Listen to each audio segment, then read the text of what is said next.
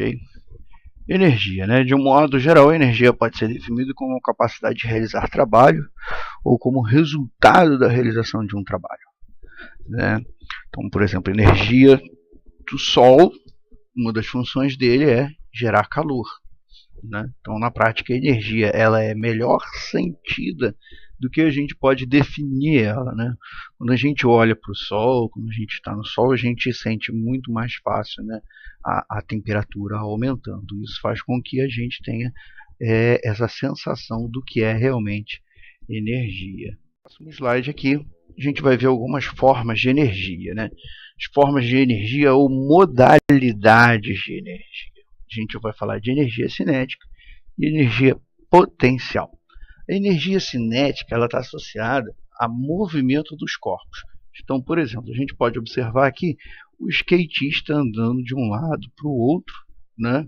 Então ele está tendo energia cinética.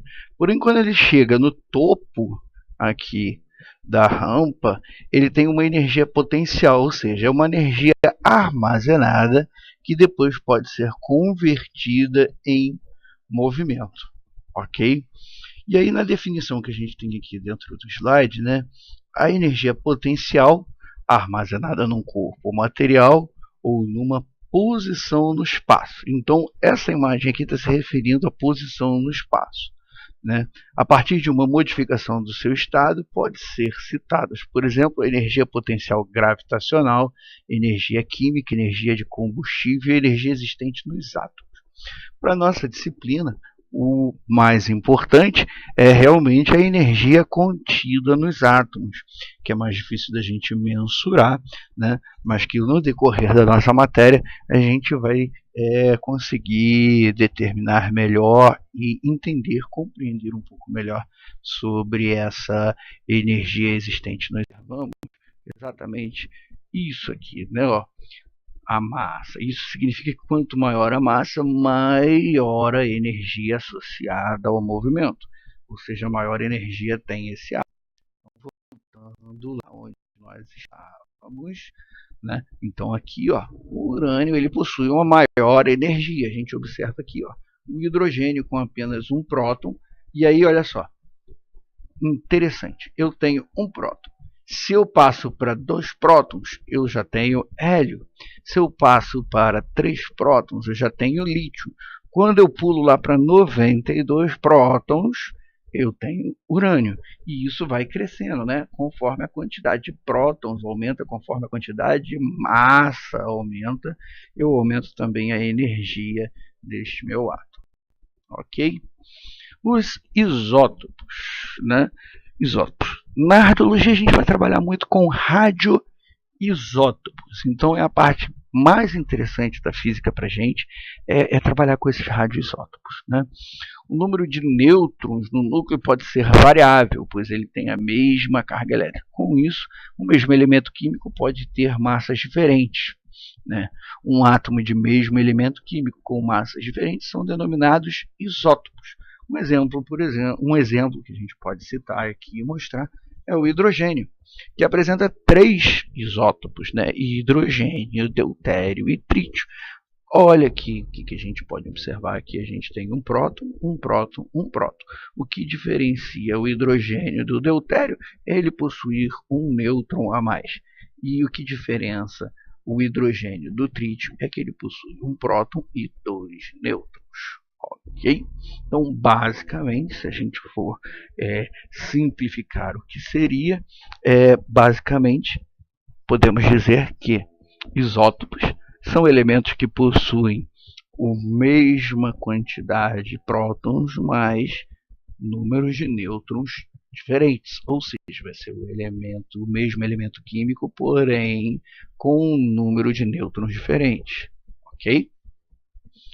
Bom, vamos aqui, ó, os isótopos, né? O urânio possui 92 prótons no núcleo e existe na natureza na forma de 3 isótopos. Bom, o urânio 234 ele tem 142 nêutrons e 92 prótons, né? Em quantidade desprezível na natureza. Já o urânio 235, né, ele tem 143 nêutrons né? Como a gente pode observar aqui, 143 nêutrons e 92 prótons, e ele é encontrado na natureza em apenas 0,07%. Para vocês terem uma ideia, hoje a gente trabalha com urânio enriquecido a cerca de 4% nas usinas nucleares de Angra 1 e Angra 2. Parte desse beneficiamento do urânio é feito no Brasil, a grande maioria é feita fora do Brasil.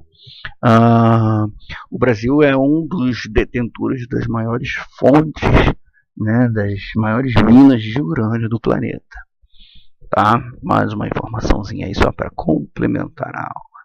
No urânio 238, a gente encontra 146 nêutrons no núcleo, né, aproximadamente 99,3%, né, de todos os urânios que a gente tem na natureza. Bom, partindo aqui para a próxima, né, liberação de energia. Vamos falar um pouquinho da liberação de energia. A gente vai liberar a energia utilizando nêutrons a partir de um processo físico chamado de fissão nuclear, né? Essa fissão nuclear é quando o átomo se divide, né? E ele libera, além de nêutrons, ele libera também calor. Bom, vamos lá. Uma vez constatada a existência da energia nuclear, restava descobrir como utilizá-la, né? A forma imaginada para liberar a energia nuclear baseou-se na possibilidade de partir-se ou dividir-se o núcleo do átomo pesado, isto é, com muitos prótons e nêutrons, em dois núcleos menores, através do impacto de um nêutron. A energia que mantinha junto a esses núcleos, né, menores, antes constituído em um só núcleo maior, seria liberada na maior parte em forma de calor, ou seja, energia térmica.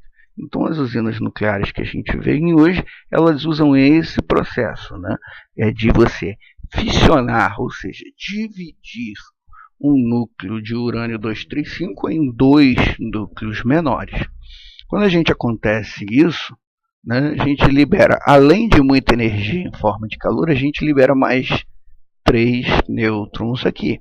E esses nêutrons vão dar origem a um processo em cascata, né? Ou seja, aqui a gente observa um nêutron acertando um núcleo grande de urânio e ele logo se dividindo e gerando mais 3 nêutrons, né? Bom, a divisão, né, fissão nuclear, que foi o que a gente acabou de falar. A divisão do núcleo tem um átomo pesado, por exemplo, o urânio 235, em dois menores, né, quando atingido por um nêutron. É denominado fissão nuclear.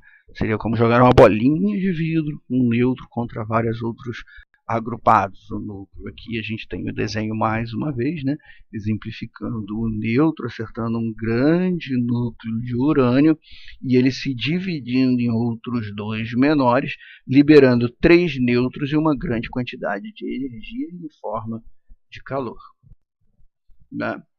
A reação em cadeia, né? Todo esse processo, toda vez que eu gero, né, um urânio se choca, né, um nêutron se choca com um átomo de urânio, ele se divide, aí sobram mais 3 nêutrons aqui. Esses nêutrons vão interagir com outros átomos de urânio e vão fazer o processo de fissão em cadeia, né? Então, ó, na realidade, em cada reação de fissão nuclear, resulta, além dos núcleos menores, 2 a 3 nêutrons, como consequência da absorção do nêutron, né, que causou a fissão. Torna-se então possível que esses nêutrons atinjam outros núcleos de urânio 235, sucessivamente, liberando muito calor. Tal processo é denominado reação de fissão nuclear em cadeia ou simplesmente reação em cadeia, né?